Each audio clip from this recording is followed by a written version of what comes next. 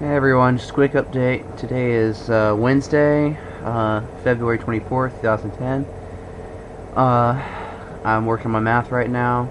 I actually got sleep today, that's why I probably sound considerably better. I'm not nearly as stressed because I actually got sleep.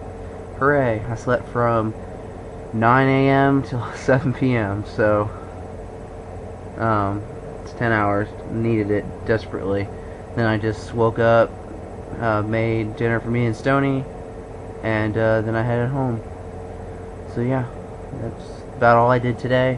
My math is late. I got an assessment due, so I'm gonna go ahead and do it tonight. I don't know how many points off it's gonna be, and I'm almost caught up to where I'm not gonna be getting late grades anymore. It's constantly getting worse and worse, so it's hard to keep up. Tomorrow morning I'll be starting my hypermiling, which means I'll be recording how many miles per gallon I'm getting. So that starts tomorrow. Gas right now, when I passed it, I didn't get it tonight because it was 2.59 at the first gas station and 2.54 at the other one. Considering that last week it was 2.33 at the gas station I usually get, it's a big steep for me to go run out in the middle of the night to get. So I'll try tomorrow morning. Right now I've got extra carpet in there, 2 rows of carpet in there. One's going to go on the ceiling of the roof, one's going to go under it, so that way it's going to be on the car at all times, so I don't need to worry about that. I've also got some extra weight in there, because I have two full toolboxes. I mean, they're completely full, with tools and anything else I can need, because I went to U-Pool the other day, and things have been a little iffy on it lately, so I don't want to leave the house without the right tools. After my run this week, and probably Friday, at the latest Sunday, I'll unload the car. I'll get only the tools I'm going to need for my car. And for the basic fixes that I can do on the go, there's only about 4 or 5 different wrench sizes I'm going to need, and Phillips head, flathead, plier, the basics. I'll just get that.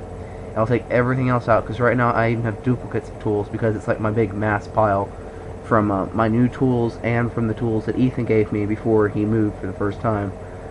I'm also going to remove one of the tires. I've got a spare and I have a full-size spare in there. I'm going to see which one has more tread on it and then leave that one in there. I'm probably just going to leave the smaller one in there because it's all I really need to get home. The small tire is the same width. No, wait, it's the same length. The radius of the tire is the same, but the width of the tread is cut in half. So it's still a 12-inch tire, but it's shorter. So it just really messes up my handling a little bit. But as far as sizing and the car being like pushed down towards the corner like the van does when you have a spare on it, it's not going to do any of that. So I don't really need to have a full-size spare in there. I'm going to keep the jack in there, all that. I put the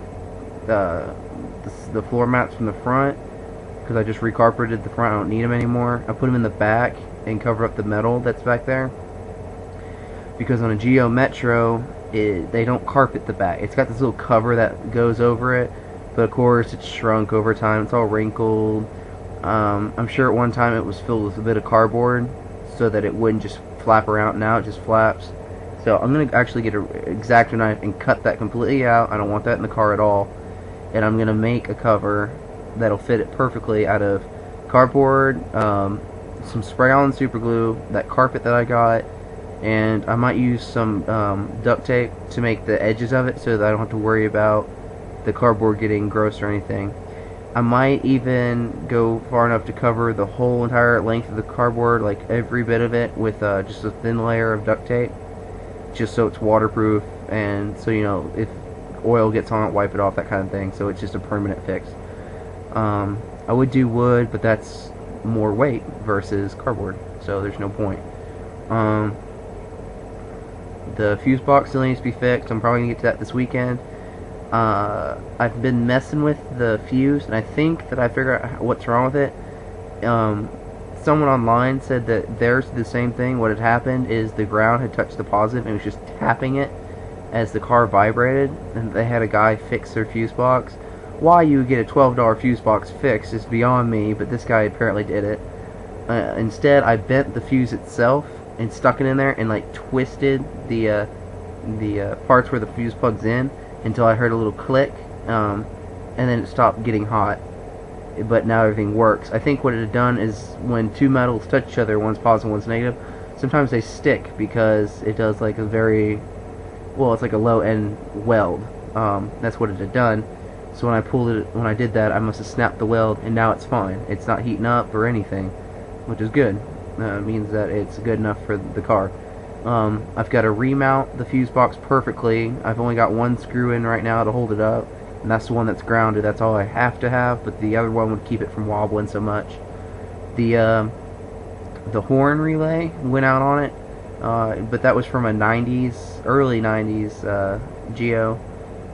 Maybe, I think it was a 90, might have been a 91. But I have the one from my old fuse box, and that's still good, so I'm just going to switch it out.